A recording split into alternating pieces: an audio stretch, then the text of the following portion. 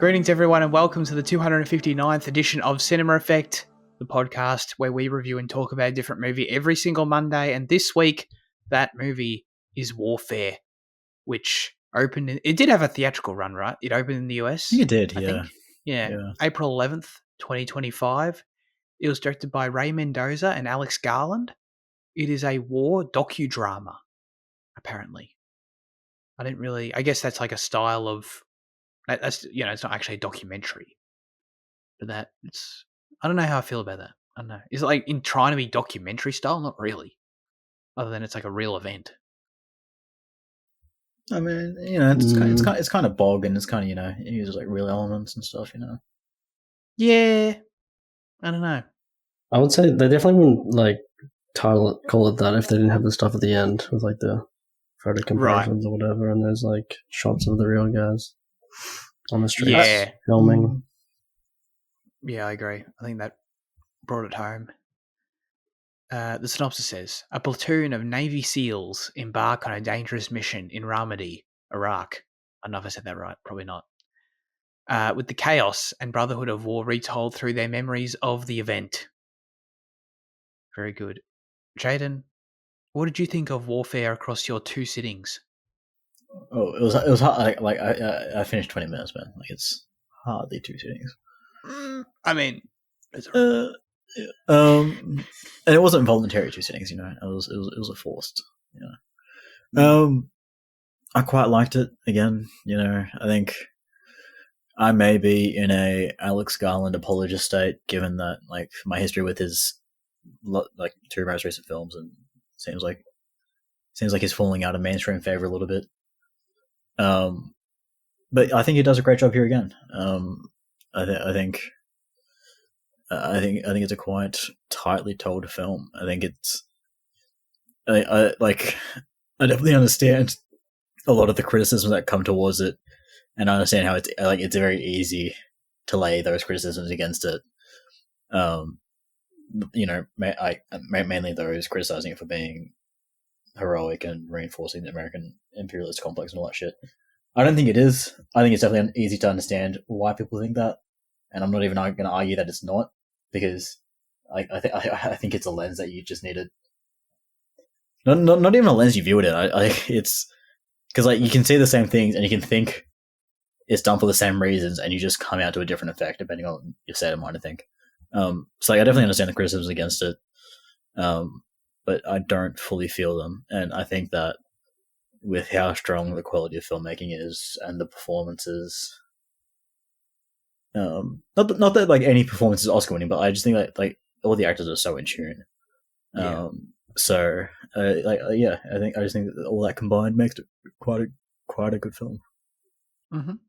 Yeah, I thought it was really well done as this very focused, visceral experience. It felt more like that than an actual movie, but I don't mean that in a bad way, because I just got something different out of it. You could tell that Alex, and especially Ray, I imagine, set out to do justice to this team and what I'm sure is a notable day in their military career and lives, and I think they accomplished that. I felt the tension, the chaos, the 40 minutes before the storm. So as an audience member, I felt as though I experienced about as much of what it may have been like as is possible through the screen. And I thought it was a cool, unique experience for that reason. Yeah, I agree with basically everything you said, Jade. Fitzy, what about you? No, yeah, I pretty much agree. I think it was pretty impressive. And just as you said, just kind of a compact snapshot, a compact kind of story of one day, I guess, which is. I didn't really know that's what it was. So I only realized it 15 minutes in when they were just staying in the one place. But yeah, I think as you said, the tension and the chaos is just masterfully done, pretty much. And before anything starts, there's just this threat of violence that is done really well. But I think it's kind of I think Alex Garland does that across most of his films, but here is such an obvious. It's like a context director. It's a perfect matchup, I guess. Yeah. And yeah, it's very like confronting and yeah, it's good. It's good. It is And I confronting. like how one of you said like everyone's like in tune. Yeah. That was I related to that. Yeah. That was well said. Yeah. Yeah. Where do you weigh in on what Jan brought it up on the, criticism aspect of it, the, supporting of the USA, I guess pro war on terrorism stance of it. I don't think that is its stance, by the way, but No, but like the idea, the criticism, right? Yeah. yeah. Well, it's more like the heroicism thing, which people like criticizing, right? Like the heroicism of like the military or whatever, that like right ideal. But yeah, like, I don't know. Like it's hard. I don't think there's like. I think it's like conclusive in the movie, and that's why it's a kind of a perspective, I guess. Like I don't know what Alex Garland's actual, opinions are based on this. Really. So yeah. Yeah. I think people would call Garland kind of spineless in that his, like, outside of the films that he's made recently, he's tried to remain apolitical, and then even in his films, they kind of walk a thin line of not saying much. But I think, like I said it when I was talking about Civil War in the highlights, and I think it applies here again. There isn't much there, but like I think it's still definitely present, and what is present is impactful. I don't think that to be anti-war, and I don't think to be critical of the American, like an imperial complex. I don't think you need to do it heavy-handed. I think he does it slyly in this, and just it's like I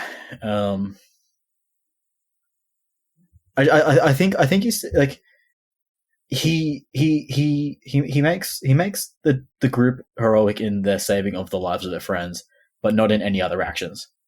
They're not heroic in commandeering the house, or in defending it, or in getting them out. I mean, well, in getting them out, sorry, yes, but like they're not like that is the only time where they're shown as doing something well and like doing something good. The rest of it is like kind of like there is like an insidious tone to their presence that is provided by the family that is just there, kept in the corner. And like it's kind of a great kind of little point that is ever present, and kind of like it anchors you to the stance of like this isn't great. It doesn't say it strongly, but it's there. And for a 96-minute real-time movie, mostly real-time, like that's all you really need. You don't have time. You literally can't have the time if you want to do real time to go any deeper than that. So in having this little anchor point of the family, and then some other passing things that happen, like I think they, so I should really say they for Ray as well, like they have their stance there, and I think they stamp it, which is anti. Yeah, I agree. I don't know. I also just don't think it's what they set out to achieve with this movie. I don't think, Ray is a veteran, I don't think he's going to try and come in and make the most, political movie about the whole larger scale of everything he was involved in. You know what I mean? He wanted to make a film, I think, about his experience. And still within that, I totally agree, obviously, with the inclusion of the family, because that's there. That final shot when they come out and they're all gone. And it felt like a relief. It was a relief that the Yankees were gone, Oh, 100%. And but it was also like holy shit, like they've just completely fucked our lives. Like, can you believe this shit? And it was also like their presence throughout the whole film. Absolutely. Like they go back to them on several occasions to just remind you of like they're basically being held hostage in there in their own home. Not to mention, like, for me, it all started, in the first instance when they chose their house. They're literally just out the front, and they're like, "Oh yeah, this place looks all right," because they just needed a place to like hold out or whatever to act It was to from. view this. It was like it was to view the thing down the street. So it did have it did have an intent behind choosing it. Oh yeah, But it then had a also, strategic intent. like it's Yeah.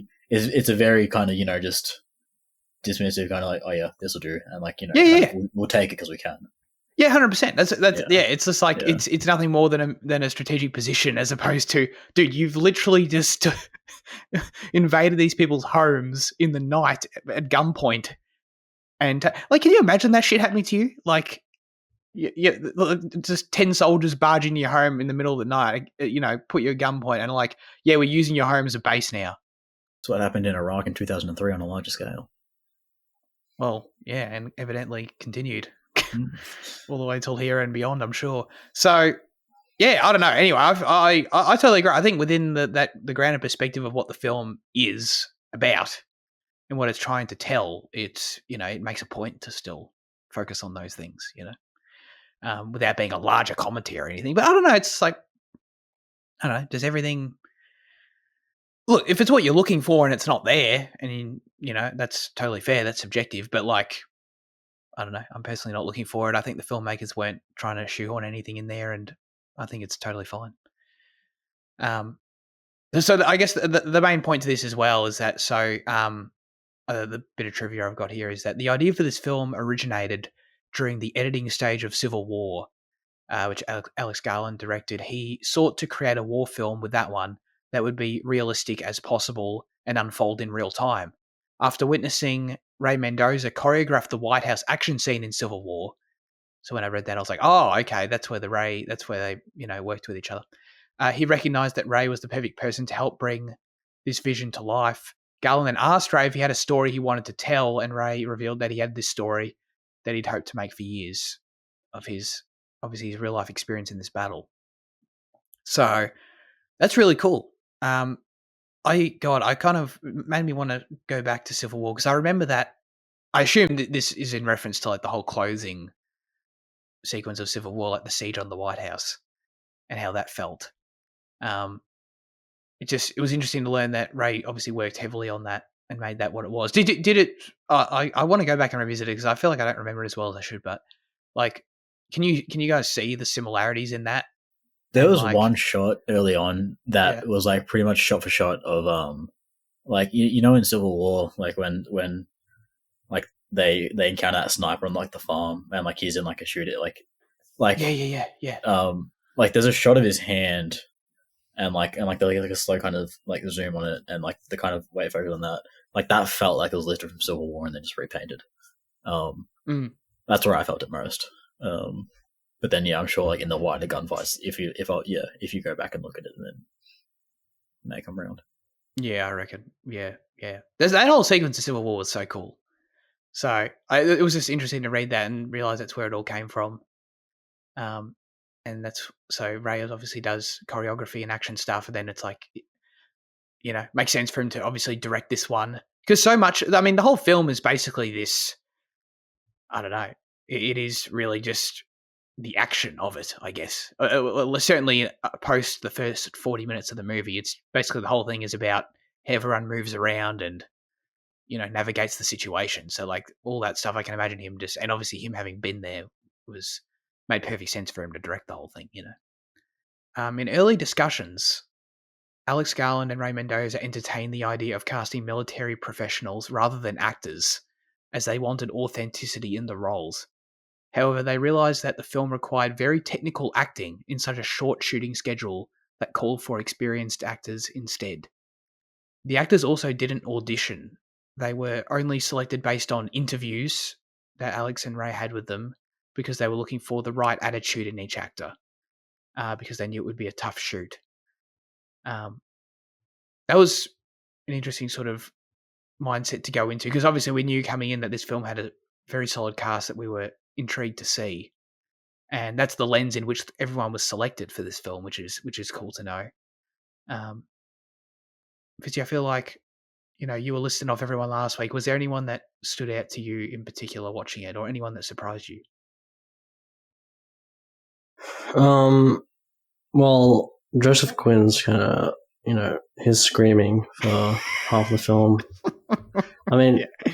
it was really great. Like, it was really like kind of, it was kind of harrowing, and when it started, it kind of like it makes perfect sense that these people would just be screaming because like half their leg is like been torn off. But Oh yeah. I've just never seen that like go on so long for so long in a movie, and he pulled off that like traumatic kind of response so well, and that was one of the things that just made that room so chaotic and tense and just made it feel realistic. They're just like very human responses to the thing. So yeah, I think Quinn was great. Yeah, it's a good shout. He did a lot of screaming. A lot of it, like he did his screaming very well. In that, yeah, it felt harrowing. Everything you said is spot on, but like the way in which he had to scream felt very specific to his injuries. It wasn't just like, oh, he's in pain and he's acting in pain or whatever. Like, I really There believed was it. shock there as well. It's like I don't know. Yeah, you're 100% right. There's like a specific way he was screaming. For a long time. That must have been exhausting for him. God damn. So yeah, he screamed really well, and he might, maybe should win an Oscar for his screaming in this film. But no, he was. Yeah, no, I agree. He was really good. For me, man, why is everyone in this movie British? By the way, I was thinking that. Yeah, because Americans won't Whole participate turn. in it because it's anti-American. I guess. I mean, there's not no Americans. So there's, there's a few. I mean, Gandolfini's American, isn't he? Yeah. I think it's like half and half though. To be honest, it's very sizable British cast. One of them was who I didn't realize was in the movie because I feel like he was like the everyone we kept leaving out when we were leading into it. But Cosmo Jarvis in this movie. It's like because he's like the other one who's like severely wounded, and it's like man, he didn't have to do as much screaming because he was like knocked out for a period of time. But I really enjoyed him in the movie. He's like every scene with him like being the sniper, like it's every scene. It's just like the one extended part where he's like lying down there. I thought he was really cool, and the movie really ended up being like about his character Elliot, which I sort of didn't expect or see coming. But like he is like the anchor of the film that like the reason Ray wanted to make this movie, as the end makes clear, because the movie's for him, So I think he did a really good job. He's no longer in the Japans. I know him from Shogun. He's no longer in the Japans. He's now in the middle of Iraq, which is kind of an interesting contrast. But he was good. Anyone you want to highlight, Jaden? Not particularly. Like I said, I think everyone just worked well together. All the Brits just did their great American accents with each other. Yeah, I will say to his credit, like I thought Noah Centineo would stick out like a sore thumb, but to be fair, I couldn't even tell you which one he was. Like I don't know if he was part of Group 2, if Group 1. I think so. I don't think he was in the room. I think he was part of the like extraction team or whatever you call it. Okay. Group 2. Yeah, because like I was waiting for him to rock up and like just be bad, but then like to his credit, I didn't realize that he was there at all. So take it as it was. How do you know him again? How do you know him again? Why was he going to stick out? Oh, because he's from the Kissing Booth. He's just he's that guy. Isn't Jacob Elordi in those two? Yeah. Oh Wait, no, yeah, he's not Kissing Booth. Who is it? Shit, which one is it? Yeah. One of those. It's in something akin to that. Was he in Airplane Mode? Like the Before films or some shit. I don't know. Oh man. Wait, so is he Yankee? Yeah, he's Yankee. So. Yeah. Oh, okay, there you go. There's an American. Okay, yeah. Charles Melton. He is not the person I thought he was. No? So you just I mean he is. He's into all the boys I've loved before, which is like that's not the one. It's not the one I was thinking of. Yeah. But then, like, also looking at his face, I'm like, he looks very different to what I thought he did. Damn. My bad, mate. No, that's fine. Don't worry. I think you were waiting for Jacob Elordi to turn up, but he's yeah, he would have sealed the deal. He probably would. Would he have? No, he probably would have fit in. I don't know. Charles Melton. is the leader of Team 2. For a while, because he was in the opening scene, Oh yeah.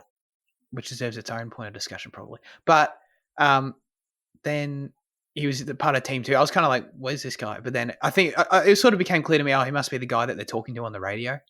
And he was. Oh. Yeah, is this guy? No, he was good. I obviously mainly know him from May December, which he was great in. But like, is he on the rise? Is he? I don't know. Do you guys know him from anything else? I don't think there's anything else. I think I saw Yeah, sorry, I think I saw he's coming up in the new season of Beef, so we can look forward to that. there's new season. Oh, cool. Nice. Yeah. There's a new season. Like they're doing the whole anthology thing. Like it's a whole new cast. Oh, really? Oh, that's sick. Oh. Yeah. Oscar Isaac's in it too. Get hyped. Yeah. So I guess I don't know. Oh, I'm gonna botch this guy's name, but DeFaro, I guess is how you'd say his name. I don't know. Like I didn't realize. So he plays Ray in the film. I don't know if like I wasn't paying enough attention, like if I should be paying more attention to him, but like I didn't get from just watching the film that he was like meant to be Ray or meant to be extra important in some way. I don't know if that was. I just wanted to see how much attention you guys paid to him, because I don't know if that was me or if like Ray in his direction was like trying not to like give himself too big of a role, because I could see him also doing that. But like I just sort of didn't pay attention to that guy, and then at the end when I realized he was Ray, I was like, oh shit, I should have been watching him more, I guess. Yeah, no, I didn't feel like he was like the main character. Like, he was like semi-important, and yeah, I don't know. I feel like Ray, if that was his intention, he did a good job of like, not overstating his importance. So, yeah. I think that's probably what he was, at least partially mindful of that, I guess. Yeah. Or maybe he just, he's just being honest. Like maybe he wasn't that as important on the actual day, but he was just there, which makes sense. He's got to put himself there if he was there, if he's trying to be as authentic as possible. Gandolfini, I feel like Michael Gandolfini, he didn't really do a lot in the movie, He gave himself morphine. That was funny. Yeah. That honestly might have been his most memorable moment. I think he also got stuck on the door in Exford, didn't he? Oh, was that him? Because he's a bit wider. God damn. The thing is, though, that or at least I strongly assume, right, that like that guy did stick himself with morphine on that day. Yeah, so, I assume he would have. Yeah, that's such a specific thing. Yeah, 100%. You don't make that up. So that was probably like the one memorable thing Ray remembered that guy did, and it's like I got to make sure he's there. And I'll cast Michael Gandolfini in his role. But Michael's been doing. I checked out his acting stuff. He's been doing more than I sort of have seen him in lately. I've only seen him play young Tony, but he's in Daredevil apparently. Spooky would know that. Have you seen him in anything else, Fitzy? No, I don't think so. Yeah, I mean, he was kind of just. I mean, I feel like he did a good kind of like he had a weird voice in this film. He had a kind of. I don't know. He did something. He was kind of. Is that not just his voice? It was. I don't know. It was different in The Sopranos. Maybe the Newark thing is. Maybe he's doing a voice there, but I don't know. Okay. Yeah. He felt like young, I guess. He felt like one of the young guys that was kind of not as experienced or not as like tuned in to what's happening. Yeah. That well, yes, as the morphine point proves, for sure. I mean, he's definitely doing a voice in the Sopranos thing, right? Because like he's got to do the full. He's doing his dad doing the full Newark accent. Whenever I see James Gandolfini not doing the Tony Soprano voice, it's the most jarring thing. It's really weird. Like those episodes where he's not doing it. It's so weird. Yeah, well, it's pretty much like the pilot in like episode 2, isn't it? Where he's like converting, where he's like still changing his accent. Like finding it. Yeah. It's just then when you go to like a real life interview with him, it's like my brain just can't compute it. It's weird. Anyways, then Oh, we shared it out. I think we shared out most people except. I feel like do we even need to shout out Will Poulter? He's just awesome. Mm. You know, Yeah. he holds the crew together. He's great. He's just great in everything. I love seeing him in things. I was gonna make a joke about him being in Toy Story, but that's so overdone, so I won't. Everyone's made that joke. Fitzy, were you gonna say something about him? Sorry. No. Other than that, like I guess, I mean, has he kind of like come into popularity after The Bear? Maybe Because like I didn't really know him as a great actor before that. Because I don't know if he's been like a main guy in something. Or, He's been slowly kind of switching it up. I feel because like yeah, he I think started that's off in fair to say. comedies and stuff. Yeah. Maze Runner, kind of like teenish type stuff. Oh yeah, Maze Runner. Yeah, I remember Maze Runner. Yeah, but apparently he was in The Revenant as well, which I don't recall. Yes. Oh my god, he was too. Yeah. Yeah. He was with Leo in that. Yeah, I feel like the late teens he started trying to like shift into like more serious stuff. Yeah, that's good. I remember him. He was in Black Mirror. I watched an episode with him in that. Yeah, he's in the Control Your Adventure one. Oh well, there you go. That's his character. Oh. I know it. Yeah. Yeah. Yeah, he's great. I presume he'll continue to do better dramatic stuff as well. So I'm looking forward to that. As per their leadership positions in the film, Will Poulter, Charles Melton, and Joseph Quinn were given leadership roles among the cast to simulate the real team's dynamic. They were responsible for ensuring the cast were punctual, knew what script pages were to be filmed on the day, etc. The cast even had to ask Will Poulter for permission to use the bathroom while filming. That's good. I like picturing them all, like even the Brits doing their American accents. Asking Will Poulter, sir, use the bathroom, and they can't use their British slang for bathroom. They can't say like go to the dunny or what. I don't know what do they say? Not dunny, Lou. something else. Go to the yeah, that's it. Go to the loo. Yeah, I like picturing that. They've just got such cool. I'm such a sucker for the code names of everything. To be honest with you, like maybe that's an example of the goddamn the American military like propaganda working. Every time I know, just all their radio chatter is just cool. I just like it. It's like all their code names for shit. It works. Maybe that's like Call of Duty nostalgia as well.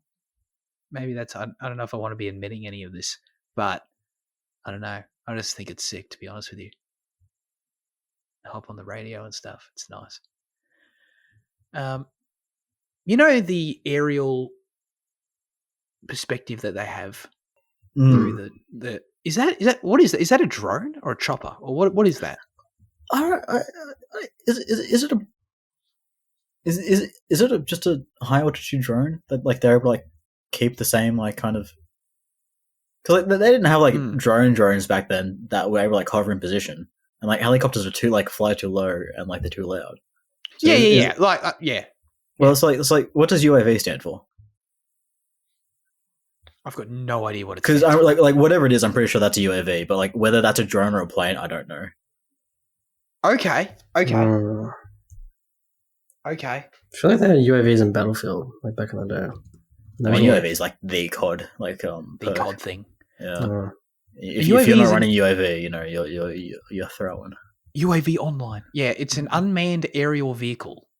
And So, it's like the pictures of it are like those really thin looking airplane things that with obviously no one in them. Yeah. So I guess it's those? I guess. Okay.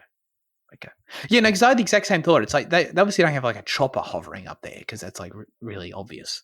And like, yeah, we obviously couldn't go that high. So yeah, anyway, that was my question on that. Yeah, I don't know. Does the code name nostalgia doesn't get you, Jaden? Oh no, it did. I fought for it hard. Every time, like it's Charlie Niner, Frogman, Show of Force, Bushmaster, Medevac. Like I'm like, yes. Yes, I 100%. I'd never heard of the code name. The acronym MAM or MAM for military age male. Yeah. I'd never heard that before. No, I don't know. No, I don't think I haven't heard it shortened. No, I don't think so. Yeah.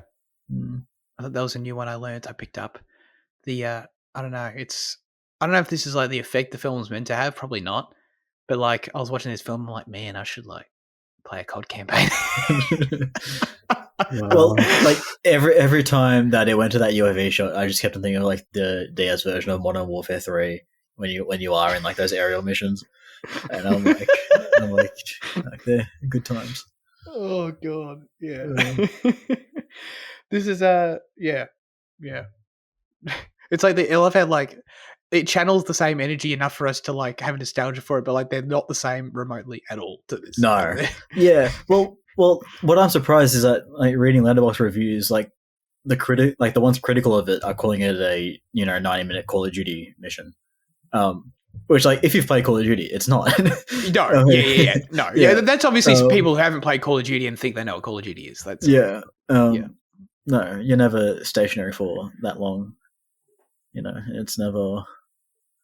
I mean, you're never in out, same building, medevac. It's never this.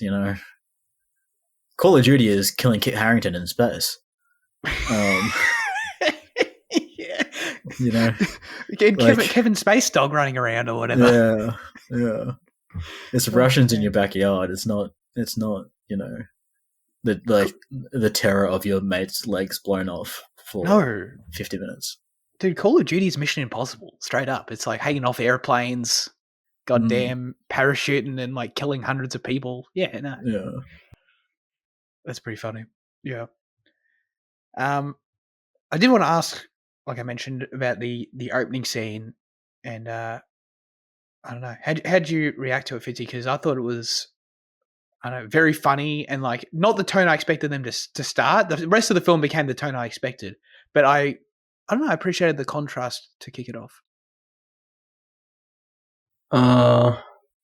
Yeah, no, I agree. I think it established the kind of, camaraderie that they have, which is a good kind of baseline for the rest of the film. So, yeah. I think I assume that's by design, yeah.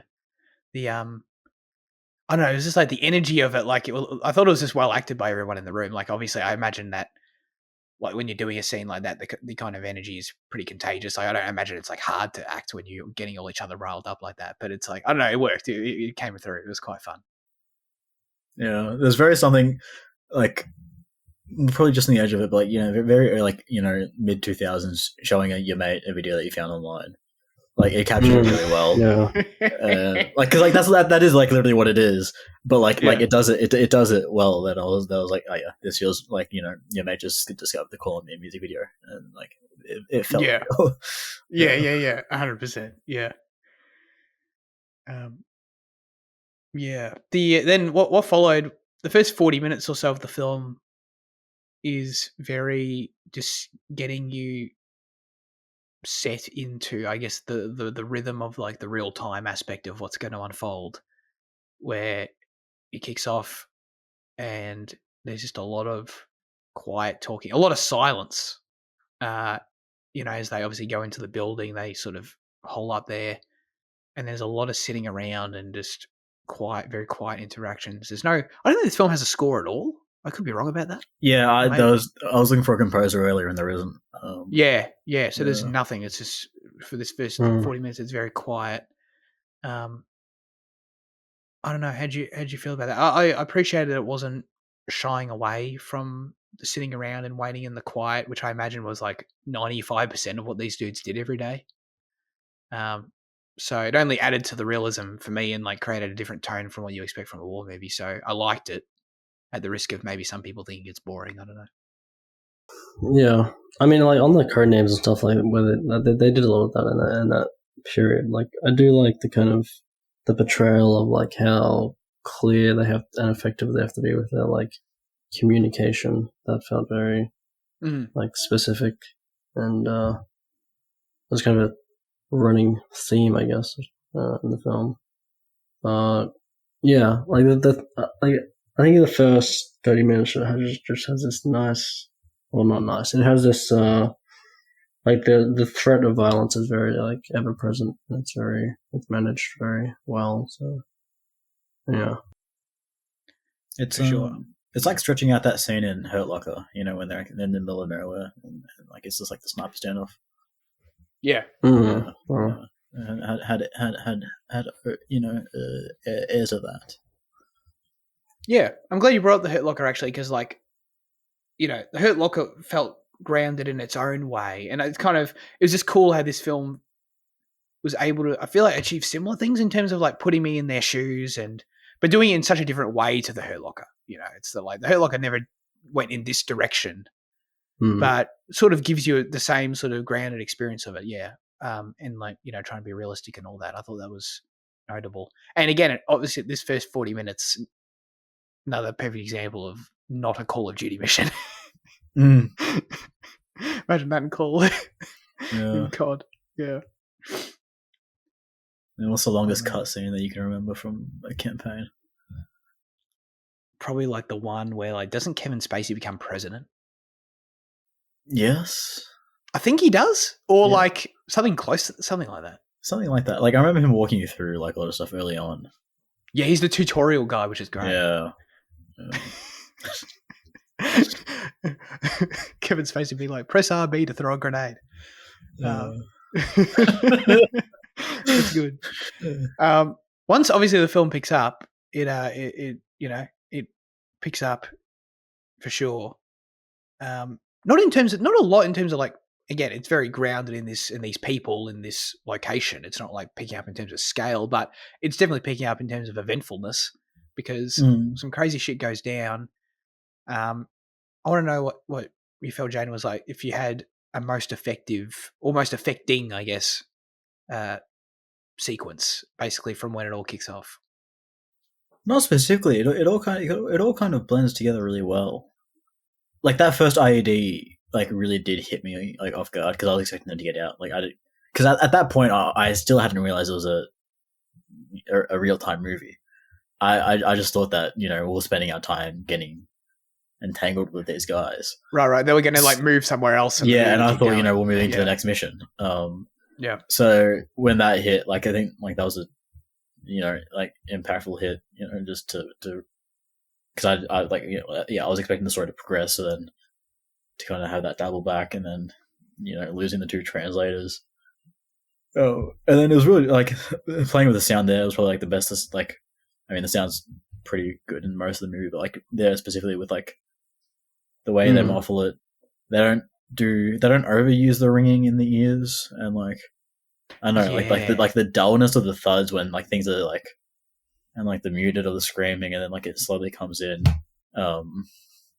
Really well designed there around sound. And then like the lasting effects of it as well, like because like you cut like every time you cut to Will Poulter for like another 20 minutes after that, he's still in that state, and like it's well done. Yes. Yeah, I liked he was straight up just like, dude, I'm fucked up. Yeah, no, great point. I was definitely going to talk about the sound because I thought it was very well done. And I didn't even think of this, but love your point about the ringing of the ears not being overused because that is like the default thing to do. Like, but you're totally right. They I don't recall there being any obvious over the top ringing of the ears. I'm sure there's a little bit in there or something. Yeah, I think there was briefly there, but then like they forgo it in favor of like the remainder of the sound design in letting in that all show. Yeah. The dullness, like you said, of everything. Yeah, absolutely. That was really good. I particularly also like the way in which the film, in terms of the soundscape, like switches perspectives between the characters. Like you'll go from like the muffled aspects and then like jump to like another character who's wasn't as directly involved in the explosion, and the sound comes back, and then it goes again, and like it changes depending on who you're with, and that always felt really organic as they switched through that. So that was cool. That was really cool. So yeah, I'm glad you brought up the sound. The other aspect of the sound, that whole experience of that probably 10 minutes or so after the IED goes off, was then sort of towards the end of it when like it's like quiet for so long, but then it ends up when they're back in the living room or whatever, it all becomes overwhelming with like all the obviously that's Joseph Quinn's incredible screaming, accompanied by like the overwhelming radio You get that Oh part. yeah. You get that part where the right. radio does not stop fucking going off for like a minute or something, and that was stressful. So yeah, that was all. Yeah, it sounded really well done in that entire sequence. I definitely agree with that. I mean, it's kind of like how they portrayed like all these overlapping channels, with the radio and with the people's different perspectives. That was really fantastic, and the way they like kept like that the confronting kind of image of that guy who died. The way that kind of is carried forward, like in the next like 10 minutes, like the energy of that, that was great. Not only that, and then the way they just keep going back to like that shot out the front where like there's just the limbs lying on the ground, like that just becomes recurring. It's like that's pretty strong reminder of visual there for sure.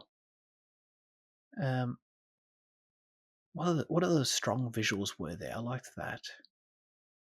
Oh man, when the shot of the jet when it like sweeps through. Oh yeah, like for the first time. the first like they did it I think 3 times or something, but like the first time, man, like when they were like we need to show a force, and that fucking first shot where it swept through, that was insane. That was really really cool. I was surprised. I was like, I didn't know that was something they did. Neither. It felt like watching a fucking TIE fighter pass over and like kicking up dust. I was like, yeah. I was like, I didn't know like that planes do that. I didn't know they fly so low that they could do that and like so strongly. And yeah, 100%. And fucking like felt like 20 times faster than a TIE fighter though. Like it just it just flew through there. It was crazy. Yeah. TIE fighters only have this top speed of like 1200 k's. It's only like 300 kilometers per hour. Like that is significant, but it's only like it's not that much faster than like a passenger airplane. Wait, 1200 k's an hour? Yeah. Okay. No, I buy that. But you're saying for their size, they should be faster than that. Well, I just like for the sci-fi setting, like, that's true. like 1200 k's is like a realistic thing that like you can achieve. I mean, these jets probably do achieve that. Oh yeah, right. So like the fact that like they're only just faster than a passenger jet, and they're probably as fast as a fighter jet. I'm like, it caught me off guard when I found that out. But TIE fighters don't really look fast, They look but they're meant to be fast because like I think don't they say in like A New Hope that like TIE fighters are faster or something like that than the X-wings? Do they? Oh shit, I don't know. Maybe not. The supersonic jets go 2,100 kilometers an hour. Yeah, right. Exactly. Yeah. Holy shit. Well, that's good to know that when, the Empire comes to Earth, that we can just fucking... the Yankees F-17s are going to fuck them. Yeah. Exactly, yeah. Fuck their lasers, man. We don't give a shit. Oh, God. So that was insane. Probably one of the standout sequences, I guess, to me. Not that it was like anything really confronting about it, but just more so, I don't know, just I guess in terms of the realistic aspect of it was just how, like when we go to Fire Team 2, that's sort of the only time we really leave the main room and the main characters is that when we go out to Jake's Fire Team 2 and they're like on the street on the last stretch there, and they're like taking fire and firing and all that. That was, I don't know, that was cool. That was, I guess that's the most Call of Duty mission, if you want to. I don't want to acknowledge that point of view. I mean, once again, you're never moving that slow in Call of Duty. Like, no. Yeah, they were moving real slow by comparison. But yeah, I don't know. Just to me, I guess my main takeaway was I was just surprised how much shooting there was and how bullets flying everywhere, spraying all over the ground around them, and like how no one's hit. Well, and I don't mean that as like a unrealistic thing at all. Like I'm sure it's very realistic, but it's just like I guess that's just kind of was a change in my expectation. It was just like holy shit. I guess because a lot of the idea is that when you're shooting and taking fire like that, a lot of it is just strategic, like to try and like what's the word, suppress fire or whatever, like just to like get them to slow down their rate of fire so you can move, and so you're just sort of shooting in their direction. Mm. So a lot of that doesn't lead to not every shot's designed to actually hit someone necessarily. So a lot of that led I was just kind of surprised, holy shit, there's a lot of open space and a lot of gunfire, and it's kind of crazy no one was hit here, but I guess that probably just happened a lot, But it was cool. It was a cool little bit though. I liked it. Yeah. No, you don't get away with that in COD because some 6-year-olds flank it with tomahawks. Tomahawks, yeah. Yeah. Can you imagine if they just whipped out tomahawks in this movie? They got to come from somewhere, man. Yeah. Oh man. Yeah. And throwing knives and shit. Mm. Also, I guess what's more realistic, the throwing knife or the tomahawk? Neither. I don't know. I feel like blades are it feel I don't know if it is a rule against war, but it does feel like a it might be in I don't know, excessive force it might come under, Yeah. It's a lot. Yeah. Mainly a tomahawk. I can at least buy that they would have knives on them. A combat knife, yeah. Surely they have one of those, yeah. Yeah. A tomahawk is a step way too far. What is that? Hey, I'm not saying take him out of COD. I'm all for that. That's fine. Yeah. They're a staple at this point. But yeah, they're a staple to the series I haven't played in 10 years. Yeah, I've got way more nostalgia for COD. I've realized just today through this film. It's crazy. Yeah, cool. So, Fitzy already brought up earlier, but yeah, the ending of the film goes full documentary. Well, kind of, I guess. So, the whole real footage thing. I thought this was great. This is the kind of ending documentary style, based on a true story style, ending that is common, but it's one that was pretty damn effective for probably a couple of reasons. I mean, the most obvious one is I don't know, it sounds weird to say, but I thought it was really cool that all the faces were blurred, or 80% of them, because I don't know, it just makes it feel even more real. It's you can't reveal any of these people's names because they're real people still serving, But when that's the case, either they're still serving in some kind of top thing, or they've done something wrong. It's I don't know which one's which. I mean, I don't know. I've got no fucking clue. Obviously, I'm not saying no one's done anything wrong, but I don't know. I feel statistically, right? It's more so just they're just probably just. Christ, I know there's a lot of there's not a lot of good PR about that kind of thing.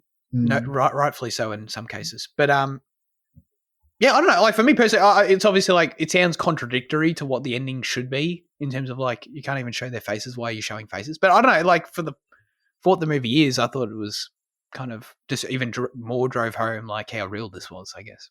I think they got the likeness pretty for casting based off interviews rather than auditions. They got the likeness pretty well for most of them. Apart from that one character where they show his photo, he's fucking jacked as. That was the only one that was kind of not there, but the rest of them were pretty decent. Yeah, they were for sure. And then the clip of Elliot visiting the set was really nice. I like that. No, didn't Elliot die? No, he was there at the end in the wheelchair. Oh, I thought that was Joseph Quinn's character. No, that was Cosmo Jarvis, right? Fitzy, tell me if I'm wrong, but I'm pretty sure. Oh shit! Because why would you dedicate it to Elliot if Elliot's alive? No, it was Elliot survived. Did he? Hang on, I'm 98% sure. That was because the movie said it's for Elliot, and then he showed him he's the one visiting the set, and it's yeah. I just thought that was Joseph Quinn's character. I just thought for Elliot meant that he succumbed to his. I think it was Elliot in the photo comparison. I think. Yeah. Okay. Oh god, did Elliot survive warfare? Yes. Okay. Yeah. He suffered a traumatic brain injury and doesn't remember the events of the day. So, I did read that in the trivia. Yeah. And the idea was for Ray, it was he wanted to I guess Actually, this sounds kind of fucked up. Remind Put it this him. way. Yeah. It's like, dude, so you've forgotten the most traumatic day of your life. Let me remind you. Let me show it to you in the most visceral way possible. Jeez. But no, yeah, that was him at the end in the wheelchair. And no, that likeness with the mustaches, was Mm. to your point, was good. Made sense. Do you know, was that a built set, that street, or was that like an actual location? Because It looked built to me. Yeah, it felt like short enough that it was built, but like I'm not sure. Live trivia. Yes, it was built in the UK. It was shot in Hertfordshire. Or Hertfordshire. Oh, yeah. Hartford. That's why you got UK people. Brits. Makes sense, yeah. They didn't have far to go. Yeah. So yeah, they did do that. Cool. I don't know, any other points on the ending? I don't think it was completely necessary, to be honest, but Okay, you could have done without it. Yeah, I could have done without it.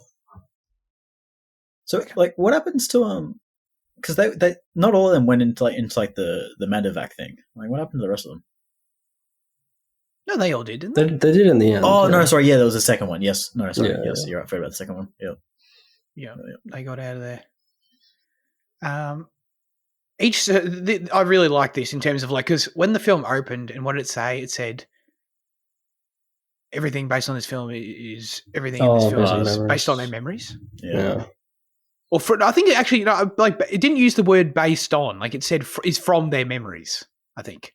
Like it was the statement was bold. Was quite bold. Like it wasn't just like this is based on. Like it was. I think it was quite bold and like this is from their memories. And the reason for that was that each scene in the film was corroborated by at least 2 or more of the SEAL team members interviewed by Ray Mendoza and Alex Garland. Mm. That's cool. That's cool. That's why they could be so ballsy in their intro because they knew. That's good to know. So 2 or more people can confirm that the morphine went into the finger. Yeah. That's good to know. I wonder if he got like addicted or something. That's like definitely a risk. Yeah, I was expecting him to be like kind of zoned out. Like I thought, doesn't morphine like hit you straight away? And like it's. Yeah, I thought so. I mean, yeah. I feel like it does in the pit when they use it. But yeah. I mean, maybe with that level of adrenaline, it like combats it or something. I don't know. Yeah. Basically, all of my medical knowledge these days comes from the pit, so I would have said the same thing. Yeah. Do a Reboa. What's the Reboa? Tachytic? What's the fast heart rate? Like tachytic or something? Tachyetic? I don't know, something like that. I don't know. It sounds vaguely familiar.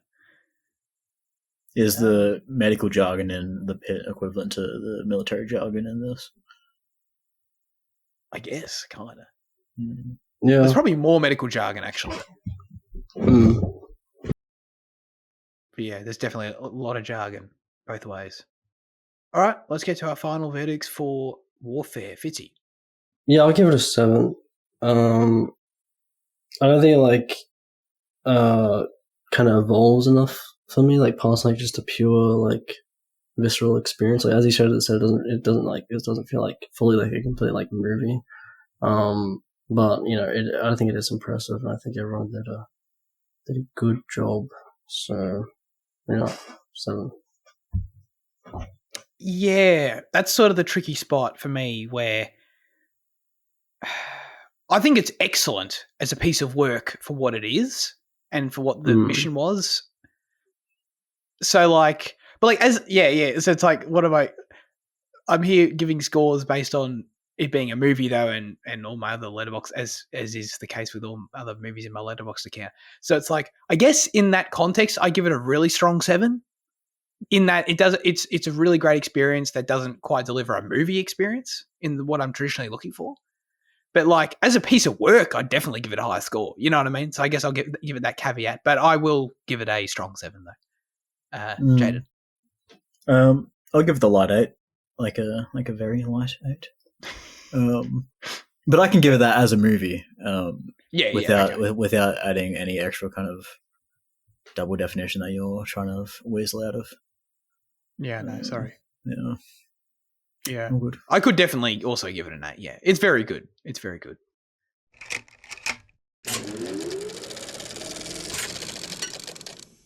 Now it's time for our highlights of the week. Man, Fitzy, what have you been watching? I finished. I finally. I mean, it didn't take me that long, but I finished The Pit. It didn't take you too long, but it has been a story on the show. Yeah, An evolving it has been situation. An adventure. Yeah. Yeah, no, it's fantastic. Excellent stuff. It really just everything I kind of said about it last week or whatever, is true, but just to the next level. The show kind of just escalates in the second half of it, and it's just it continuously was able to just keep that kind of balance that it has of having all these insane kind of cases happening at the same time, and it not feeling weird or jarring, and handling each kind of specific topic with care. And yeah, all the actors are fantastic, and yeah, I don't know, it's just great. Just good stuff. Yeah. And everything you're saying, and in thinking back on the season as well, I'm just more and more thinking how is that show not exhausting? I mean, it kind of was but in a fully invest in the right way, digestible. Yeah. Yeah. But I feel like it should, with how much is going on, it should be the opposite. It should be exhausting, and the audience was just can't take any more by episode 5. It's just or it just becomes too much, or it just starts repeating itself, or whatever. It just it's crazy. I don't know. It managed to sustain and then build and build, and I don't know. It's crazy. Cool. All right, everyone should go and watch The Pit. I haven't got a highlight, so that's my word of the week there. Watch The Pit. Jaden, what have you been watching? Can I cheat and talk about something from last week, or do I have to talk about it from this week? If you really want to, I'll allow it. No, it's fine. I won't break convention. I mean, I didn't have a highlight. You can do 2 if you want. Nah, it's all good. I just wasn't overly keen on talking about mine, but I did watch the live action How to Train Your Dragon. Oh yeah, please. It's everything that Liam thinks the animated movie is, in that it kind of lacks the excitement, and it the characters just aren't as interesting. But it's still there as a dragons movie. It just doesn't hit as effectively. Maybe that's also just because of the proximity of watching with the animated one, and so everything is just too fresh into plot beats. See, when you take away the pretty colors and you're left with the actual substance, it's there's nothing there. Well, actually, the live action injects an extra substance, which is the issue. Butler feels like he's overdoing it massively. It feels like he forgot the accent. Maybe it was the same, and maybe I'm just crazy. But his accent feels so much stronger, and is it just because it's live action? Seeing the accent come out of a real person is weird. I don't know if it's that. I think he has changed the accent a bit, and I just think also when you put it with a real person, it just right. Okay. Yeah. I don't love the dragon designs. It's the live action Pokemon of the dragons. It's some are going to translate decently, some aren't. I think they get away with toothless enough, but then stuff like the Monstrous Nightmare and the 2-headed one, it's just a bit off. Not off, but just a bit. I don't want to say that. And the cast is okay. Mason Thames' Hiccup is fine, and I mean Duran, he's good. Actually, I didn't like Nick Frost's Fish Legs. I'm going to be honest. Wow. Yeah, just because he has such a distinctive voice in the animated one that when he speaks in the live action, it's just Nick Frost. I'm oh, I can see through your fake mustache to that you're just Nick Frost. I don't know. And that Kiwi kid's in it, the one from again Deadpool. Or does he play like the RPG guy? Yeah. Okay, makes sense. I didn't really recognize the other ones. I mean, what's his name? Nico Parker. Yeah, that's it. Did you know? Like I feel like I find it out every time I go on a page, but like I always forget and I was surprised. Like she's Danny Newton's daughter. Yeah. Same thing. Where like I didn't know that, but you reminded me. Yeah. She was fine as Astrid, but like once again, like I think that they slipped a little bit too far into that territory I was talking about last week, where like her dislike for Hiccup probably extended like a little bit too much to the point where like you got like it's a little bit annoying, but it's like okay, what can you do? Yeah, it didn't fully feel like 2 hours though, but like you can feel like where they've actually like added stuff, but like it doesn't feel like it's overload. Okay. Yeah, it's a light 7. Probably more realistically a 6 without my bias, but it's still good. Okay, I mean that sounds like overall like a pretty decent success for like what it could have been. Yeah, I mean I think it's got like a 3.8 on Letterboxd, which for a live action remake is very high. Absolutely. And like people have done pretty much nothing but praise it. So. Yeah, but it sounds like there might be like more so. I mean, this is total speculation. It sounds like it might be more so people who are like fans, of course, but like, or maybe not. I don't know. But like people who didn't watch the film so recently, you know what I mean? Where like they maybe have good memories of it. Yeah. And then like think this is, you know what I mean? I feel like maybe what your point about like being intimately familiar with the first one and having just watched it, like, makes sense as to why you wouldn't be as high as them, I guess. Yeah. Cool. And also, like, I just not really the market for the live action remake. I'm not that Lion King crowd. Sure. Yeah. Did this give you any doubts, any reservations towards Nick Frost as Hagrid? Honestly,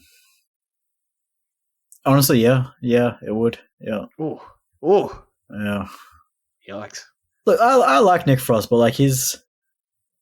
Like I don't know how like he just plays the English guy like he shouldn't play more than that. If I don't know, whenever he's with Edgar, when he's doing his stuff with Simon as well, or like even like in what you call it, Slaughterhouse Rules, like whenever he just appears as like the English bloke, I think he's fantastic. In this movie when he's trying to like he's still just the English bloke, but like he's got a Viking thing, and it's like. I see through the facade too much, and if that's what it's going to be for Hagrid, then like that does make a little touch worried, Yeah, makes sense. Now comes the segment where we hand the show over to you with our question of the show. Last week we asked you, what is the most interesting historical war? Man, Luke and Andy boycotted this one. I don't know if they didn't want to. They didn't want to get controversial. They didn't want to, they've got some hot takes. I don't know what it was. But we lost our comrades this week. But Leanne wrote in and answered a slightly different question, but probably a better one. And when I saw Leanne's answer, I'm like, oh, we probably should have asked this. Should have asked a different question because this is better. But Leanne said, in terms of portrayal of war in movies or films, I have narrowed it down to 3 worthy special mentions. The first is Gallipoli, 1981, directed by Peter Weir. This film portrays the futile nature of war and the needless slaughter of so many Australian soldiers as a result of British quote-unquote stuff-up. Have you guys seen this movie? I feel like I definitely should have, but I haven't. No, Gallipoli is really good. Yeah, okay. I need to check that one out for sure. The second is Saving Private Ryan, Steven Spielberg's portrayal of needless slaughter, particularly in the first scenes of this film. Some of the best in cinematic history. The film focuses on the loss of life suffered by one family, but explores so many broader themes of war and solidarity. Jaden's poo-pooing that. I don't disagree. I'm not the biggest Saving Private Ryan guy either, to be totally honest. Did you know that when a soldier gets shot in the water bottle, water comes out first and then blood? It's so realistic and good. God. Oh man! And the third film worthy of mention is Platoon, directed by Oliver Stone. This film is possibly the best of those that deal with the horrors of Vietnam. Could not pick one, so 3 it is from me this week. Keep up the great work, team. Thank you, Leanne. You've shouted out. I need to watch Platoon as well. I really need to watch that. That's a huge fail on my part. I'm not gonna lie. Don't get me wrong. I expect it to be a very good movie. I know it's well regarded, but I just don't see how it's going to top Apocalypse Now for me. You know, I mean, I'm sure they're different films trying to do different things, but at the same time, it's like best Vietnam portrayal. It's like, man, I don't know. I don't know how it can be topped, but I'm happy to be open-minded and see. All right, so those are some. I mean, I guess we can answer the question in that context if we want of like horror war movies. But the question we did actually want to like actually talk about real wars. It was the question that we asked. I guess if we can. I don't know. I feel like you guys are more history people than me. I feel like Jaden's gonna have an interesting answer. Are we sticking with the confines you added last week or not? Like, nah, do whatever you want. No, like the answer is World War II. Like it is just immensely interesting. It is just. I love learning about it and the effects of it and the fallout and things that came after that. But in saying that, like if I was to abide by your rules, I think the French Revolutionary Wars that came following the French Revolution are also really interesting. Not so much for the wars, but because of the revolution that came prior to it. And I think like from that point onwards, there's a really clear through line in European history that really brings you up through to today. Like if I was to look backwards, it's probably like a similar thing.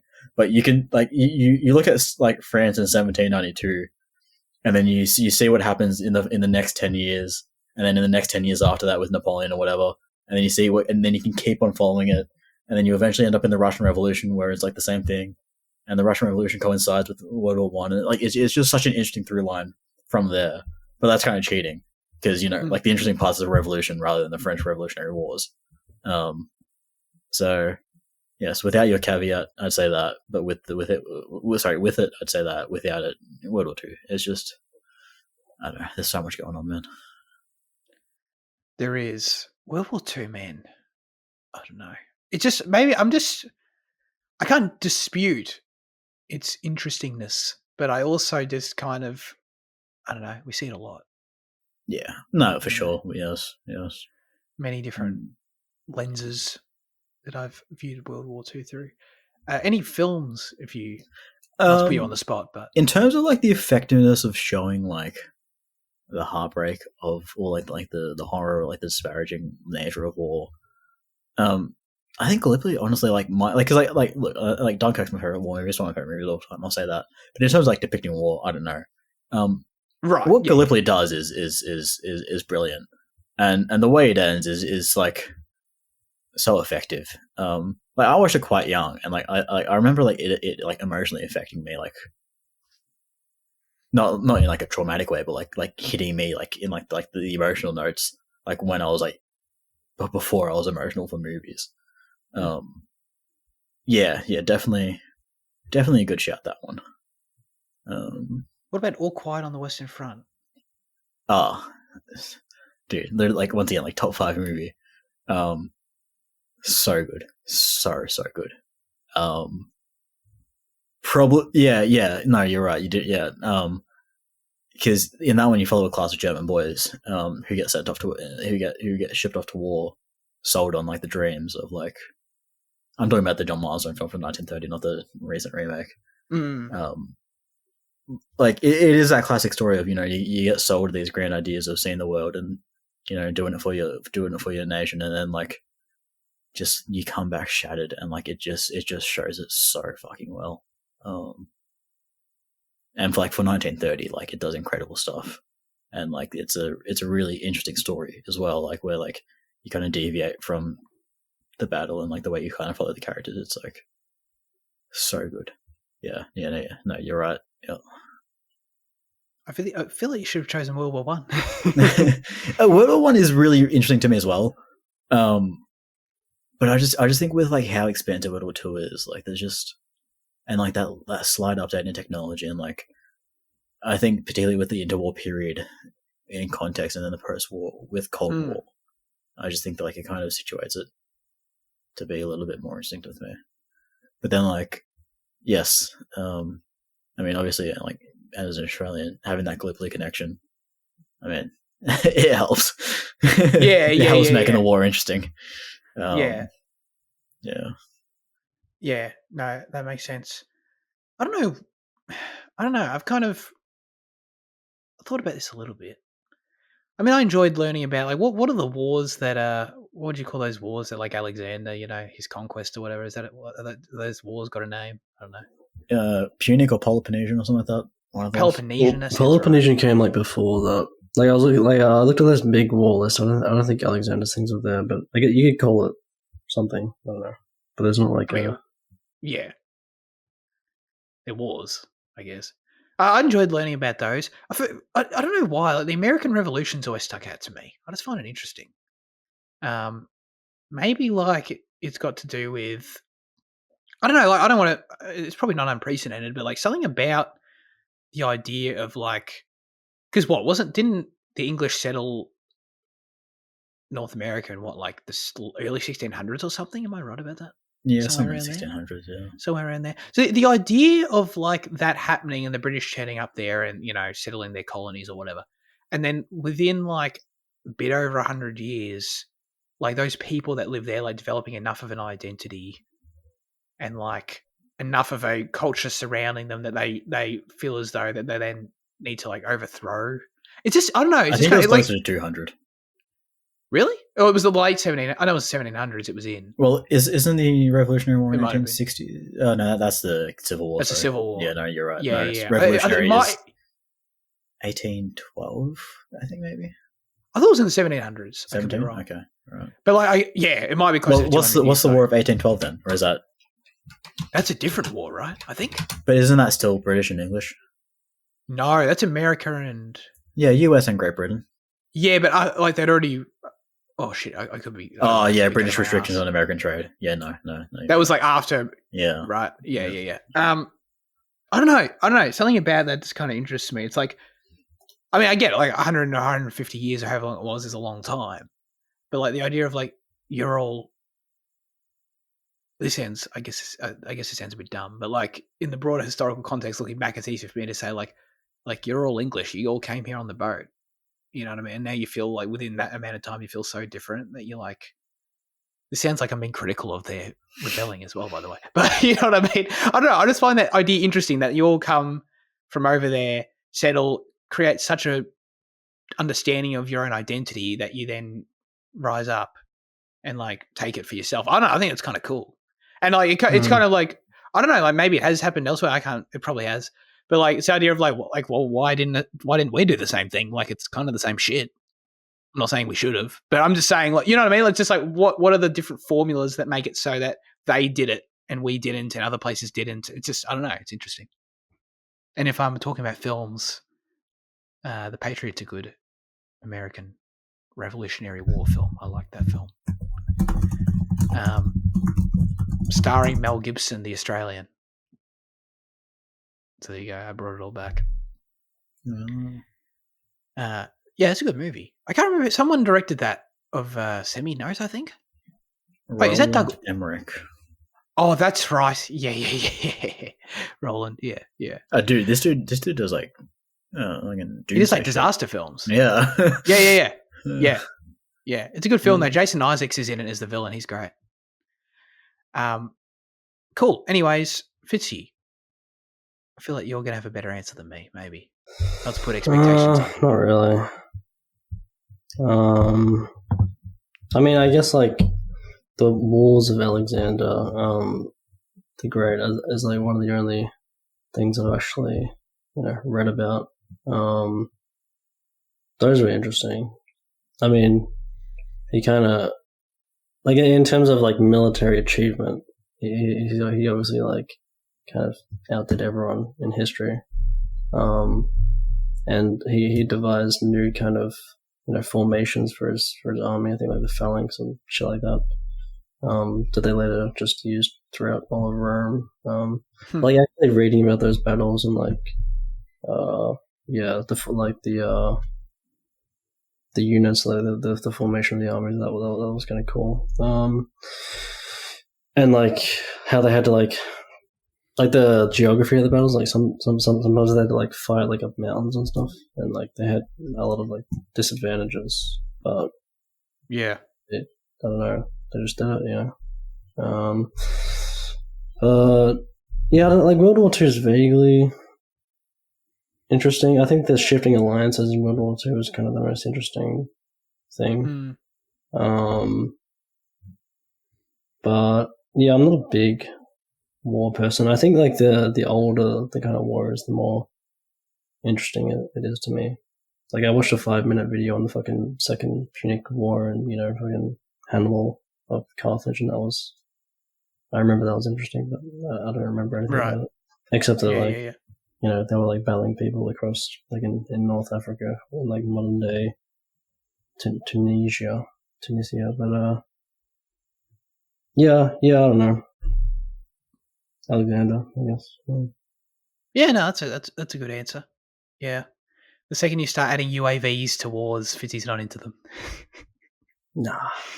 You can never get It's the 5 kinda kill cheating. streak to get it. What was the main, or like one of the main like big like 30 kill streak The nuke in the game. Oh, the nuke, yeah. There was what are like some of the other? There's like other high ones though that I obviously never achieved. I remember from from BO3, like the Raptor drones. I think they were Raptor. Oh yeah, okay. Like little ball things, that come out and just fucking the broken shit. Yeah, absolutely, yeah. Which they're kind of like the dogs from like Ghost and whatever. I always really appreciated how Black Ops 2 had score streaks instead of kill streaks, because it gave me like still not much more, but it's like a slightly better chance of getting something. Like sometimes I'd actually get a UAV and I'm like, oh, helping. Sick, dude. Oh man. All right. As always, we'd love you to submit your responses, thoughts, and or reviews for next week's film in the YouTube or Instagram comment sections, or join the Discord server. This week, the specific question we'll be asking you is, if you could choose a day to be stuck in a time loop I guess, what would it be? So it's a Groundhog's Day situation. Oh fuck. I hate when people do that. I called it Groundhog's Day. It's Groundhog Day. I hate when people do that, and I just did it. Sorry. But yeah, choose a day in your life, in history, and I don't know, however you want to interpret it, that you want to be stuck in a Groundhog Day situation. Let us know. I mean, I don't know if anyone really wants that, like, overall, but, like, if you had to choose one, I guess. What's a day you liked? All right. Before we go, we have an Instagram poll. We've got nominees to announce. It's Jaden, Liam, going head-to-head. Exciting stuff, nominating a film each. And you must vote to decide which film we will review in a fortnight's time. So, Fitzy, do you want to kick us off? Sure. My film is the French film. Who would have thought? Well, French film, yeah. A French film, yeah. Which, now thinking about it, I don't know if I think I might have nominated it before, to be honest. But yeah, that's fine. Fuck it. All right. Okay. Damn, I feel like your odds are already good because Eden won somehow. So, Jaden. What did you say? Did you say Amelie? I think that has been put up before. Yeah. I've got 2 options. Which one should I go with? Claimed he had it locked in. No, I the one I did have it locked in, but then I realized what we're doing next week. So I was going to go with The Square because I wanted to play on the whole Australian kind of thing and be like, we haven't done an Australian film in months. Looking at that. And then we're doing one next week, and then if I win this, then we're doing one 2 weeks in a row. Which is nothing wrong with it. But, yeah, we haven't done an Australian film in a long time since Mission Impossible 2. Yeah. So yeah, The Square is my choice. You're not backing down. Okay, good. Excellent. All right. You got your choices. I feel like this one. Oh, you've seen it? Yeah. Do you want me to choose another one? No, that's fine. No. Well, you said he was close. Unless you want to. He was considering nominating it, so. Oh, yes, that means you're down for it. Yeah. You know Yeah, what I think you cool. should do, Liam? I think when you put up the poll, you should put in brackets beneath each one French and Australian and see which wins. Interesting. You might happen to forget that, but that's okay. Yeah. All right. Those are your two options. So go to our Instagram page and check out our stories within 24 hours after this episode goes live and cast your vote. All right. That's it for this week's episode. Thanks everyone for tuning in. Fitzy, what are we doing next week? Wait, what was the question of the week? Groundhog Day. Oh yeah, we're doing Oh yeah. What's this movie called? One more shot. 2025. Which is an Australian film. Which is that it's gonna be a myth, so it's in cinemas. Emily Browning, Sean Keenan, who's Lucky Leonard. Yeah. Shit. The guy from Succession, Shiv's ex-boyfriend. Yeah. Yeah, so we're seeing it in Geelong, but yeah. Oh, sorry. Huh? I forgot. Are we not docs? Are we? Is that? No, I feel like we've established we're in Geelong. That's Yeah, I think we established that a long time ago, actually. Oh, okay, yeah. It's I feel it's we when went I. back on it where we were like, oh, we shouldn't do that anymore. But okay. No, I think that's out there. I think the one time I did actually doxed where I live, I did cut that out because I mentioned a specific landmark. Oh, yeah. I had a feeling like, yeah, okay. No, Geelong's okay though. That's safe. No, because we did Undertow. We talked about how. Yeah, I was going to say, yeah, that one for sure. Yeah. All right. All good. I appreciate Liam and Jaden for joining me as always. Appreciate everyone listening. Have a great rest of your week and goodbye.